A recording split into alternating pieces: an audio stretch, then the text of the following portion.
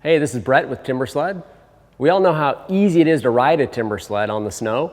Today we're going to talk about how easy it is to install a Timbersled on your off-road motorcycle.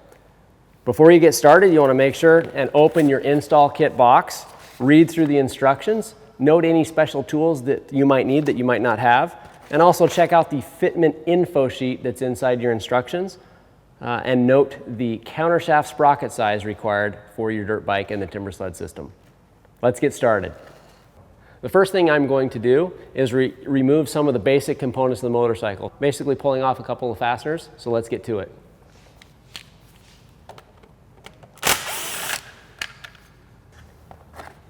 Make sure once you remove the plastics that you set them aside for safekeeping so that they don't get damaged or broken.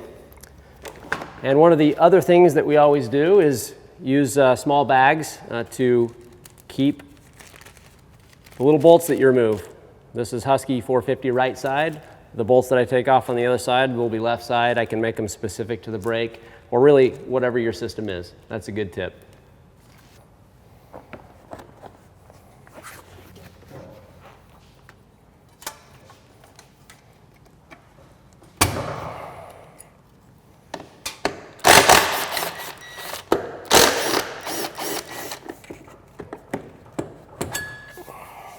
Now we're going to remove the rear brake master cylinder, the brake lever, and the side cover.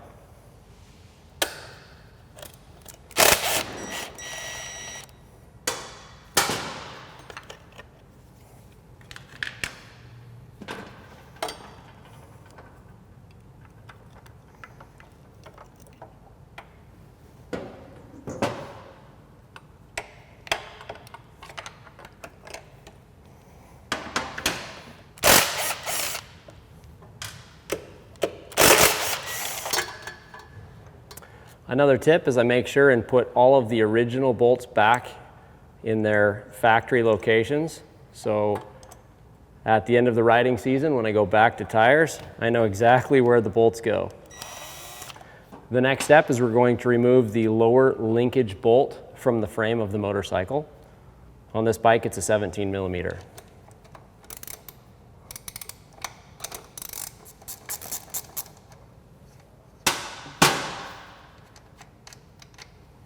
Now we're going to move to the other side and remove the rest of the linkage. Next, we're going to remove the lower chain glide. If your bike also has an upper chain glide, you're going to want to remove that as well.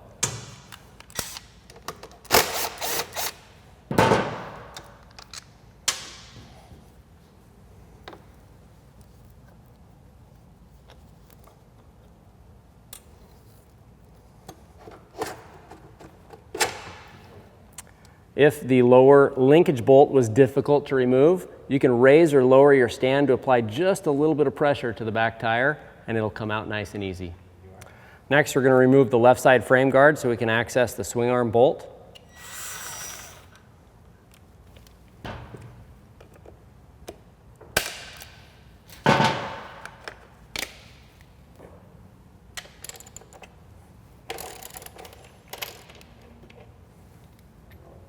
Next, we're going to remove the master link on the chain and then stow the chain in a plastic bag to keep it ready for next year.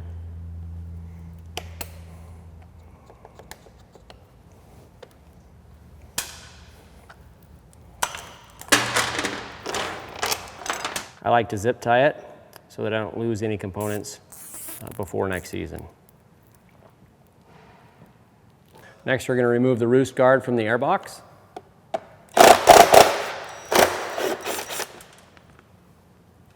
Next, we're going to remove the upper shock bolt.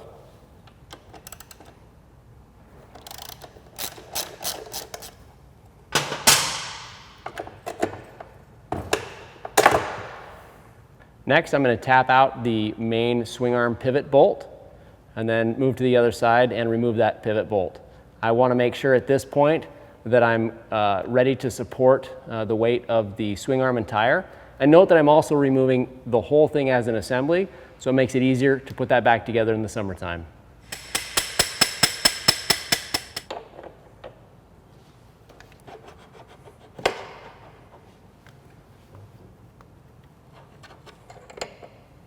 Next, I'm going to guide the rear tire and swing arm assembly out, making sure to clear the shock body on the back of the exhaust.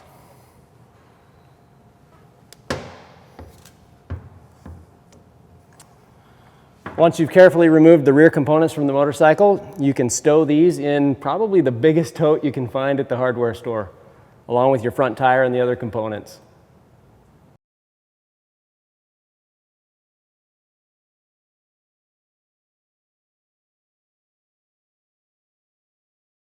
Now that we've finished the disassembly section of the instructions, we're going to move on to the Airbox modification. Now, if you're running a Timbersled fixed strut fit kit, there's no need to go through this section, and you can go ahead and proceed to the next section. This will only apply if you're running the Timbersled suspension strut.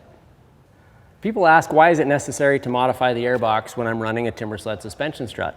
The reason is with the Timbersled suspension strut mounted up, the rear section of the Timbersled has a massive amount of travel. There's motion there. So we need to create a little bit of clearance for that additional suspension travel that we're adding by using the Timbersled suspension strut.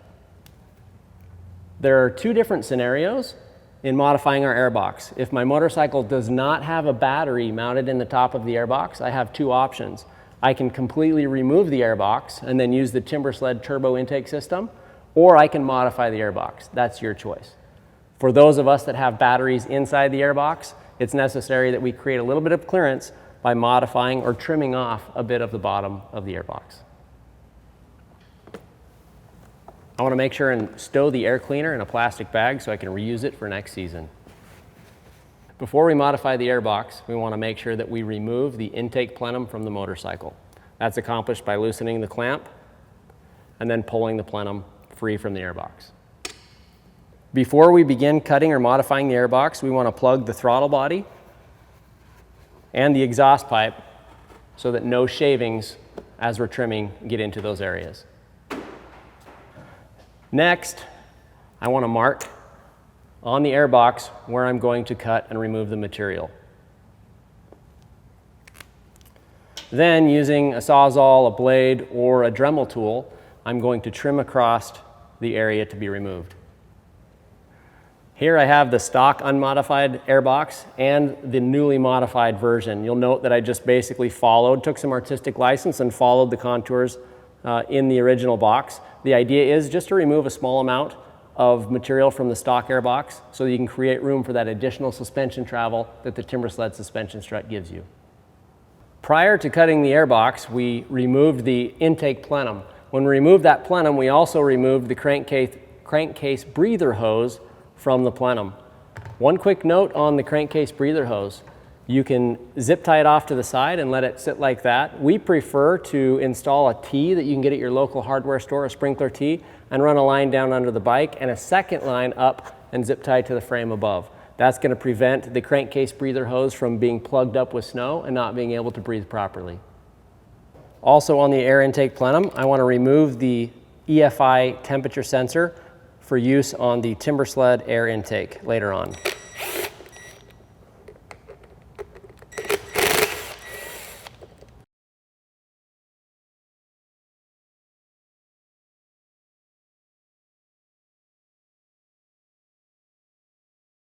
Next, we're going to install the inserts into the eyelets of the chassis. I've selected a socket that's slightly smaller than the bore diameter so that I can tap these in. I'm going to recess it just a little bit so that the O-ring can fit inside that washer.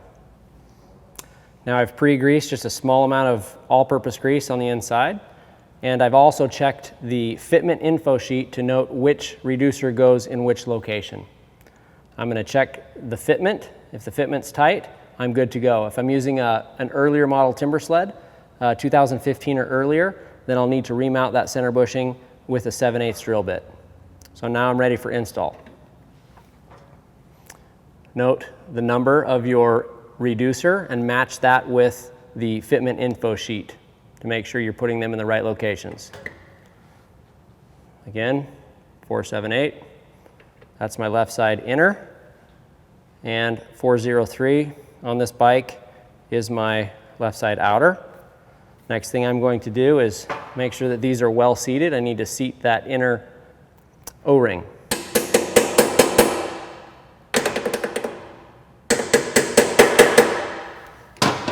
I also like to take my channel locks and give them a good squeeze. This one I'm going to be extra careful with because it is very, very thin. I'm going to use my channel locks on this one and grip it from the inside.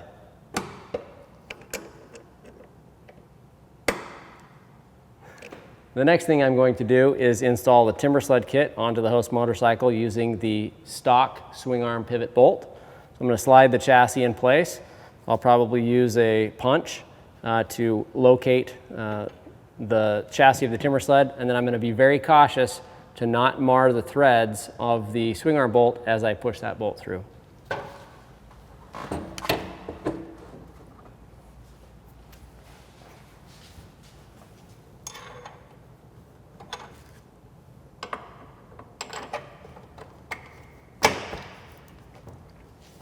May need to adjust the height of the motorcycle just a little bit to get it right. And then I can gently tap that in. The next thing I want to do is make sure I clock this bolt in the right position for when it goes in flush.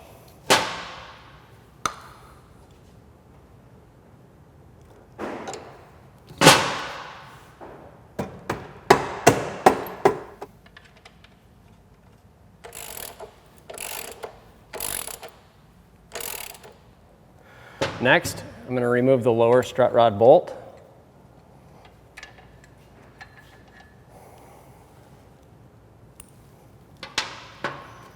And then pick which of the reducers I need to install the top or the bottom of the suspension strut or the solid strut, depending on which one I'm using.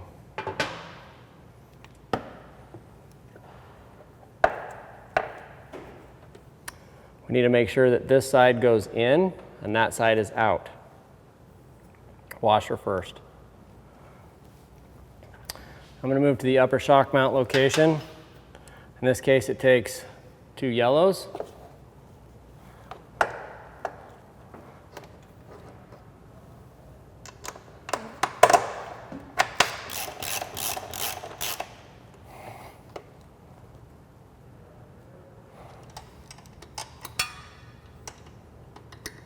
Next, we're going to remove the Timbersled turbo-style air intake from its packaging and prepare it to put on the bike. This is essentially how it's going to go. This intake plenum is going to go on the throttle body, and the intake silicone side is going to squeeze over and install on. Also note that on this intake plenum, this is where you will mount the intake sensor for the EFI.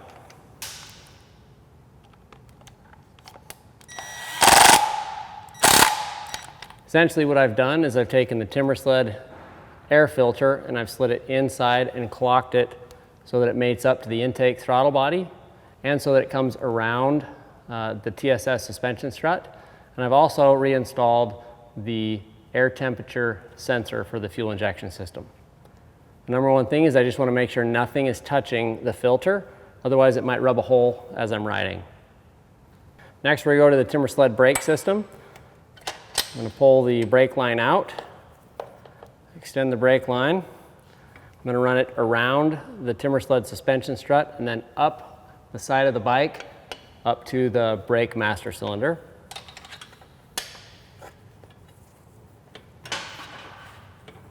And I'm also at this point, I'm going to zip tie the brake line to the suspension strut so it doesn't touch the heat from the exhaust pipe. I've just run the line up the side of the frame, up the left side. I'm going to go under the front number plate, between the fork, bring it over, right there. We're going to save that for later and do the brake bleeding in the last step. I'm going to reinstall the exhaust system and the rear silencer. Don't forget to pull this out or you'll be down on horsepower.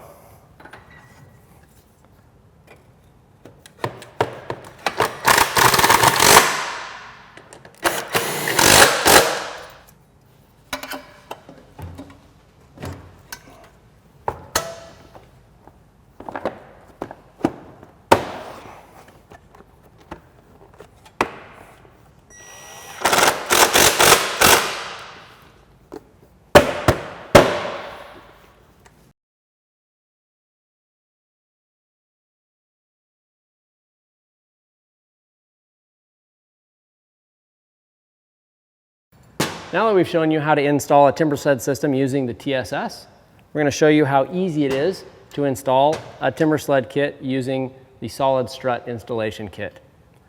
We've already mounted up the Timbersled to the host motorcycle at this location, and we're simply going to install the solid strut using the supplied bolt. Now I'm going to install the upper shock bolt, and to do that I need to lower the motorcycle down.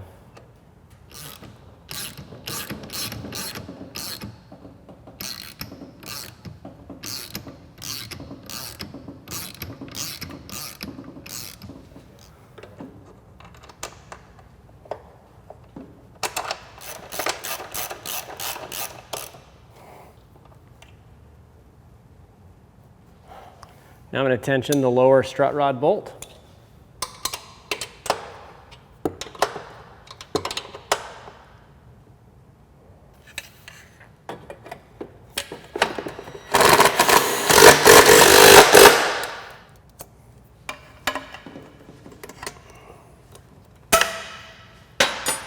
Next we go to the Timbersled brake system. I've just run the line up the side of the frame, up the left side.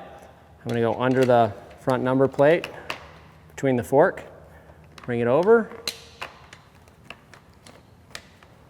right there. We're going to save that for later and do the brake bleeding in the last step. Now I'm going to zip tie the brake line to the solid strut rod so that it doesn't touch or get close to the heat of the exhaust pipe. Now it's time for the seat and the side panels.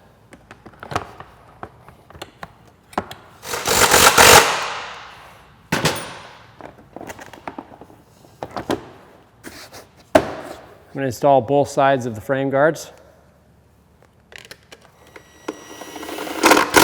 Now what we want to do is remove the foam from the Airbox cage and then degrease the cage and then install this pre-filter over top of the cage and snap it back in the bike. Wipe.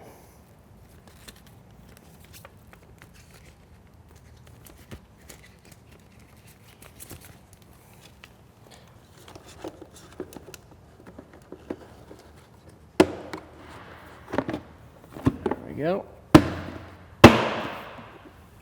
Next, I'm going to install the Timbersled chain. The chain is supplied on the front of the kit when you originally get it out of the crate, onto the countershaft sprocket of the bike and back to our jack shaft sprocket.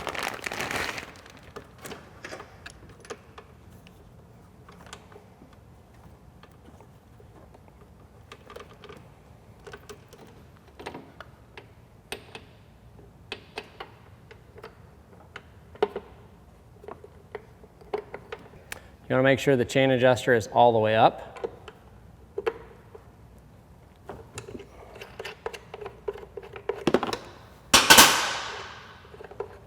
This is one trick that I like to use when I install a master link. I like to use a zip tie to hold the links together.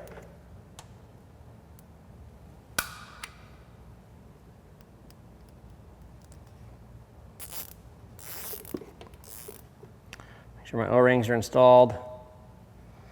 And I can also use my pliers to get that squeezed together.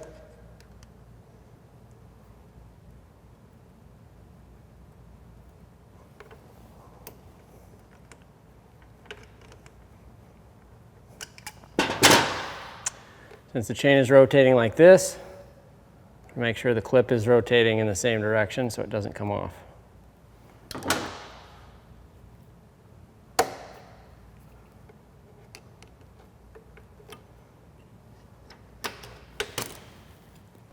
I'm going to set my chain tension. I'm going to screw this down until it touches. And I'm going to take 2 fingers, push down on the chain, finger tighten it to there. So I have about 3/8 of an inch to 1/2 an inch of deflection. I'm going to tighten the lock nut. That's it.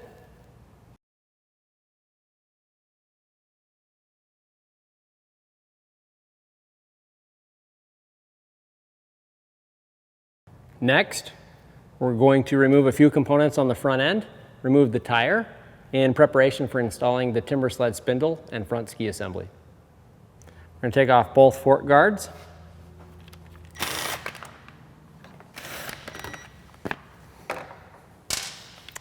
Now we're going to remove the brake caliper, 10 millimeter on this bike.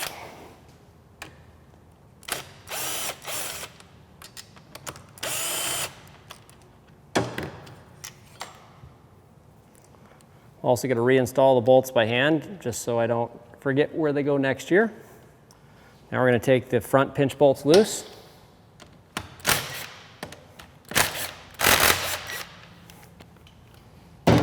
And we're going to loosen up the axle. Now with everything loose, I can raise the bike up just a little bit and remove the front tire. Notice that safety is always first. Got the bike well supported and it can't tip over.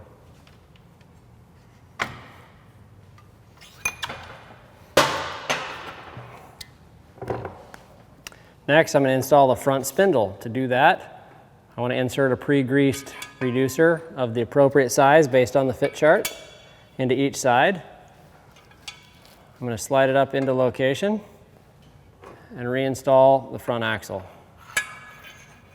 Now next, I'm going to note that there's two sides, one side with a bevel. The bevel is going to sit on the inside of the brake boss like this. And I just want to check for fit very quickly to make sure that this clamp goes all the way down and sits flush against the bottom of the fork. In this case it does. I'm good to go.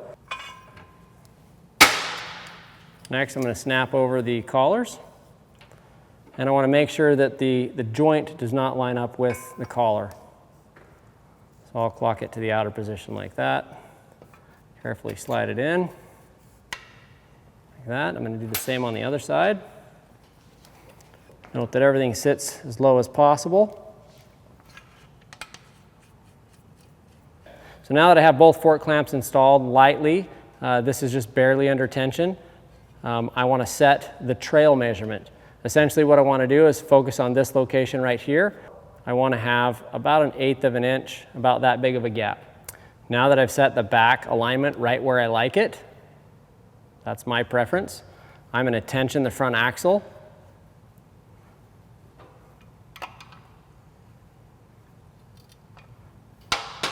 What this is going to do is it's going to hold the fork clamps in place so that I can now drill through the ears of the top of the spindle and nothing will move. Now that everything's mounted and tight, I'm going to go ahead and drill the spindle.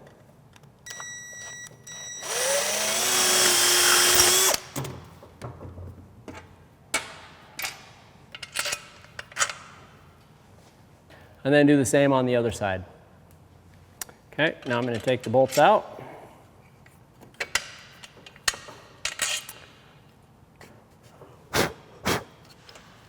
Put the caps on.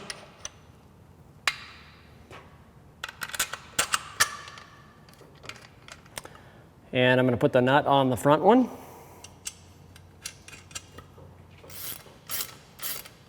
going to start to tension that. I'm going to do the same on the other side. Before I tighten anything down, I'm going to install the spindle ear cross tube.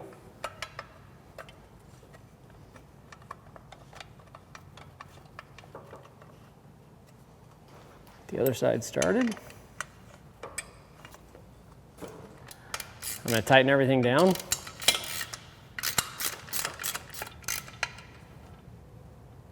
Now we're going to tighten the axle bolt and then torque the pinch bolts.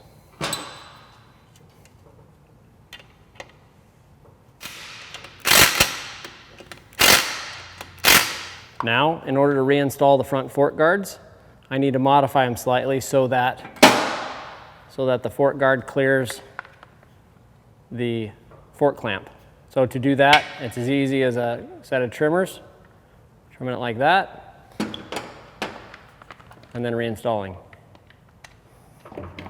Next, we're going to install the ski bolt into the ski, like that.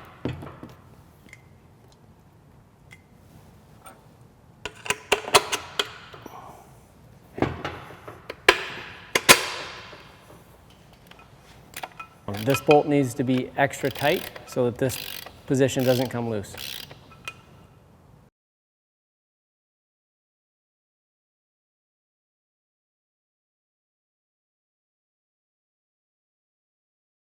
Now we're going to remove the stock brake line and then reattach the Timbersled brake line.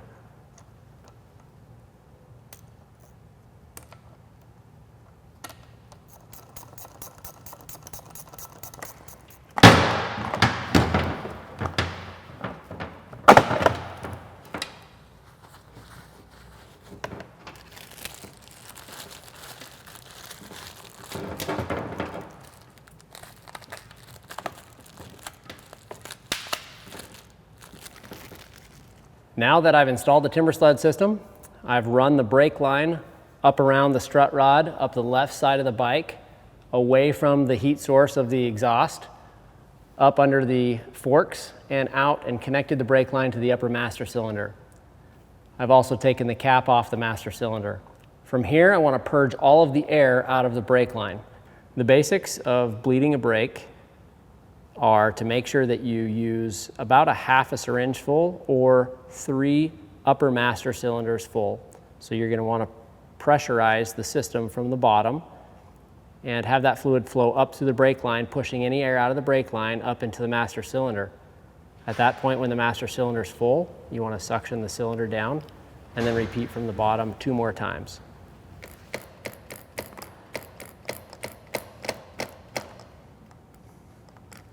Now notice I have really good brake feel right there. The brake is solid. Next thing I'm going to do is I'm going to make sure that the cap, before I put the cap on, I fill the master cylinder all the way to the top.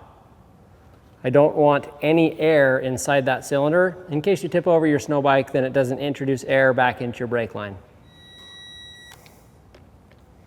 We hope you enjoyed learning how to install a Timbersled system in under 2 hours. For more information, visit timbersled.com or see your local dealer.